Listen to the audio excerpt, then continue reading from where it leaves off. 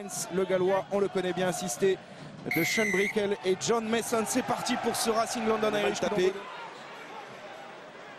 À la réception, il y avait Bombo, pas d'en avant.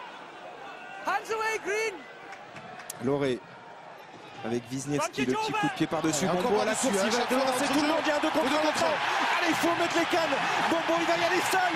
On ne le reverra plus. Cirelli, Bombo, la bombe du Racing après ce 1-2 d'école. Le long de la touche, Cirelli Bombo signe son 15e essai en Coupe d'Europe et Libercolombe.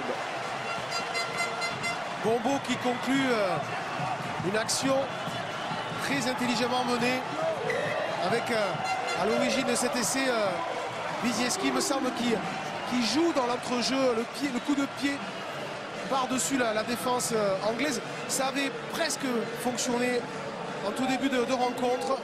Mais là voilà, les joueurs se sont replacés. Petit coup de pied par-dessus, parfaitement dosé. Le 2 contre 1 bien exécuté. Et là techniquement, c'est super bien fait avec notamment le ballon isolé du bon côté pour se protéger du dernier défenseur et assurer la passe. Pour Bombo, voilà le 1-2. On voit un superbe relais. Hein. Avec Matavesi. Superbe relais de Matavesi qui parvient à libérer ce ballon, à se dégager du dernier défenseur pour envoyer aussi en touche. Pour les joueurs du Racing, bonne prise de balle en fond d'alignement. On va travailler maintenant ce ballon porté avec Bianchin qui est revenu mettre les mains sur ce ballon. C'est lui qui s'extrait de ce pack maintenant. Bianchin qui prend l'intervalle. Il y a John Wisniewski qui arrive à hauteur. Il l'a oublié. Les joueurs du Racing à 5 mètres de la ligne d'en but de London Irish. Mathieu Loré qui a demandé de s'écarter là sur les extérieurs avec Imhoff. L'axe du terrain, nouveau point de fixation. Loré, le drop de Wisniewski, le Racing pragmatique prend les points qui se présentent et mène maintenant 14-3. Jouer cette action, Rollinson avec Trediranus, la passe sur un pas, c'est bien fait pour Bryn Evans. Attention à ces Anglais, hein. Ils aiment quand le jeu est dynamique, ils aiment quand il y a de la vitesse. Oh, et Ojo, attention à la réplique des London Irish. Ojo repris in extremis, mais qui peut servir Spratt. Et l'essai des Anglais qui répliquent juste après avoir encaissé ce drop et qui se relance dans cette partie. Essai de Spratt pour les London Irish. Il fait mal celui-là avec ce petit coup de pied rasant dans le dos de la défense parisienne. Topsy Objo qui, avec ses appuis, revient vers l'intérieur et qui, après le contact, parvient à assurer cette passe. Voilà, petit coup de pied extérieur. Coup de pied droit et puis Topsy Objo qui s'arrache dans son style très particulier et qui parvient quand même à transmettre toujours voilà, parfois le manque de communication dans les lignes arrières du Racing. Heureusement que les avants aussi sont là. Ils ont bien résisté dans un deuxième temps les Anglais pour stabiliser cette mêlée et du coup ils envoient du jeu au large. Attention, oh il est lancé, il va aller au bout. Joe Hansbrough, l'international écossais qui a déchiré le rideau défensif du Racing pour planter ce deuxième essai qui donne l'avantage pour la première fois du match aux Anglais.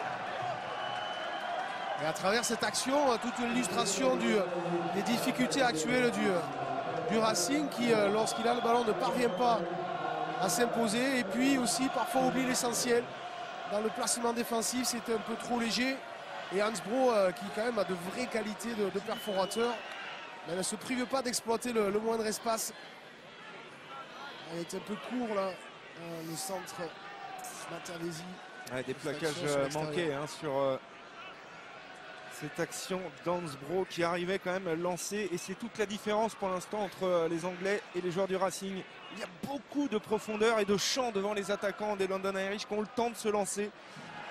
Ils étaient en retard pour venir sur Hansbrough. Et c'est pas terminé. Avec les Anglais très joueurs qui continuent de faire des misères. Oh, oh oui, avec le petit coup de pied à suivre et là ça peut faire très très mal. Oui, il est poussé dans l'embut Matavesi. Ça va trop vite en ce moment pour les Franciliens. À 5 mètres pour les London Irish. Même s'ils sont dominants dans ce secteur de jeu, on peut penser qu'ils vont tenter d'évacuer rapidement ce ballon. Pause, engage. Ça tient côté Irish. Avec Olinson, la combinaison, c'est encore bien fait, ça va aller au bout. manqué. Oh, quel coup terrible pour les joueurs du Racing. Et cet essai d'Adam Thompson, le troisième essai des London Irish, c'est un coup de massue pour les joueurs du Racing qui encaissent là un deuxième essai en l'espace d'une minute. Troisième essai des London Irish qui s'envole maintenant. 25 à 14, 11 points d'avance. Avec un beau mouvement, ils l'ont déjà fait hein, depuis le début du match, à savoir venir au milieu du terrain et avec des joueurs qui se proposent à l'intérieur du porteur du ballon, qui arrive lancé, voilà, qui est bien fait. Et puis les Parisiens trop apathiques aussi défensivement, voilà, il n'y a pas d'agressivité non plus pour mordre dans cette ligne d'avantage. L'organisation collective fait défaut, Oui. et bien forcément on les voit un peu moins, ils s'illustrent. Les pièces du puzzle ne s'emboîtent pas, c'est l'essai du bonus qui arrive. Game over. Pour les London Irish, on vous parlait du problème des trois quarts franciliens cet après-midi, illustré par cette interception sur cette passe de Cyril Mombo. Pas le bon timing, pas les bons placements. Et à l'arrivée, ça fait 4 essais pour les Anglais, doublé de Thompson et opération portes ouvertes à Colombes cet après-midi. On voit des joueurs arrêtés, placés sur la largeur et malgré tout, la passe est tentée sur l'extérieur. Il ne faut pas plus pour l'ailier Thompson pour exploiter ce manque de lucidité, de clairvoyance, de vitesse aussi dans le jeu parisien. Et puis c'est surtout une très belle opération maintenant pour cette équipe de London Irish. Ils ne vont pas s'embêter là, les joueurs des London Irish, temporisés et tapés en touche probablement ici avec Jarvis. C'est le gros coup pour cette équipe anglaise, 4e du championnat d'Angleterre, qui vient battre les joueurs du Racing avec 20 points d'avance. Que dit Monsieur Owens? On est entré, oui, il a oublié le chronomètre, hein, Monsieur Owens. Voilà, il met fin à ce match.